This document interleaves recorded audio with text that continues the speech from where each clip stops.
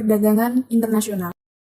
Definisi perdagangan internasional yakni yang secara umum meliputi kegiatan ekspor dan impor atau kegiatan transaksi barang atau jasa yang dilakukan oleh dua pihak berbeda negara dengan tujuan untuk memperoleh sebuah keuntungan.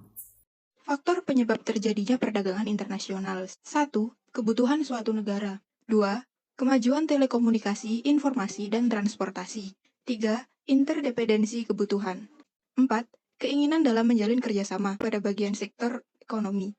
5. Kesamaan selera antar negara yang memiliki taste atau selera pada suatu produk tertentu.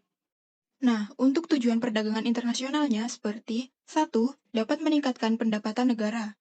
Peningkatan pendapatan negara ini bisa didapat dari kegiatan ekspor. 2. Memenuhi kebutuhan dalam negeri. 3. Memajukan sektor ekonomi suatu negara. 4. Memperluas wilayah perdagangan serta dapat meningkatkan produksi. Selanjutnya ada teori keunggulan absolut dan teori keunggulan komparatif, di mana kedua teori ini merupakan salah satu bentuk dari faktor terjadinya perdagangan internasional. Teori absolut ini dikemukakan oleh Adam Smith, di mana yang menyatakan bahwa keunggulan dimiliki suatu negara terhadap suatu barang yang tidak dimiliki oleh negara lain, dibarengi dengan peningkatan jumlah produksi. Kedua, ada teori komparatif yang dicetuskan oleh David Ricardo sebagai pembaharuan dari teori sebelumnya, yakni absolut. Teori ini merupakan keunggulan atau spesialisasi yang dimiliki negara dengan penekanan less opportunity cost.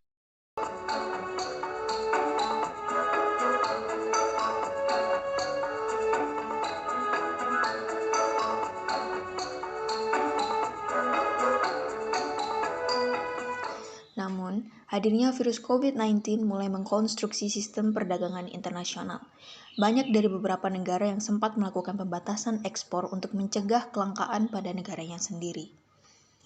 Tak lepas dari dampak yang diakibatkan oleh pandemi, yakni perekonomian babak belur yang mengalami deflasi akibat produktivitas yang menurun, sehingga pengangguran dan kemiskinan meningkat. Selain itu, kegiatan perdagangan internasional yang meliputi kegiatan ekspor dan impor juga terkena dampaknya, yakni melakukan pembatasan agar mencegah kelangkaan dan kelebihan impor, dan banyak beberapa negara yang menjadi tujuan ekspor dan impor menerapkan sistem physical distancing, sehingga kegiatan perdagangan internasional ekspor dan impor menjadi terganggu. Berikut ini adalah grafik nilai ekspor dan impor Indonesia. Tercatat, pada tahun 2019, nilai ekspor dan impor Indonesia cenderung stabil. Hingga di tahun 2020, masuknya virus COVID-19 di Indonesia menyebabkan grafik nilai ekspor dan impor mengalami fluktuasi. Upaya pemerintah dalam mengatasi permasalahan ekspor-impor di masa pandemi. Yang pertama, anti barang dumping. Pemerintah Indonesia berupaya untuk mencegah masuknya barang impor yang lebih murah karena dapat melemahkan perekonomian dalam negeri. Yang kedua yaitu non-tarif measure. Menurut laporan dari WHO, sebanyak 80 negara telah menerapkan kebijakan ini. Kebijakan non-tarif measure atau pembatasan ekspor dilakukan untuk menghindari kelangkaan dari negara pengekspor. Ekspor impor Indonesia dan Cina selama pandemi. Selama masa pandemi, Indonesia tetap menjalin hubungan kerjasama yang baik, salah satunya dengan negara Cina, dibuktikan dengan adanya aktivitas perekonomian seperti ekspor dan impor. Adapun kegiatan ekspor yang dilakukan Indonesia kepada Cina, yakni dengan ekspor besi dan baja, lemak minyak hewan nabati, bahan bakar mineral seperti batu bara, nikel dan init, serta ada juga masker kesehatan yang diekspor pada awal pandemi. Adapun bentuk impor dari Cina yakni ada mesin dan alat elektronik, bahan-bahan kimia, buah-buahan, makanan olahan, kain dan tekstil, kemudian ada juga kebutuhan medis dan vaksin. Analisis studi kasus kegiatan ekspor impor Indonesia Cina selama masa pandemi.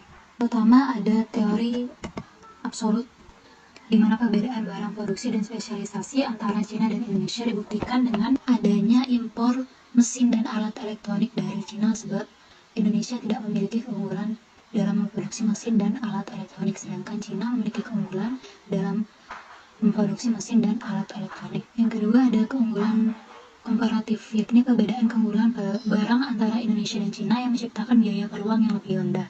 Dapat dilihat dalam Indonesia yang melakukan ekspor masker kesehatan kepada Cina, dan juga Cina yang melakukan impor berupa kebutuhan medis di mana terdapat masker kesehatan di dalamnya dan juga vaksin kepada Indonesia. Selanjutnya ada kerjasama bilateral, yakni hubungan kerjasama Indonesia dan Cina yang telah terjalin dengan baik sehingga mengakibatkan laju perekonomian di sektor ekspor dan impor selama pandemi berjalan dengan baik pula. Yang terakhir terdapat kebijakan ekspor impor, yakni sebuah upaya pemerintah dalam mempermudah kebijakan ekspor impor.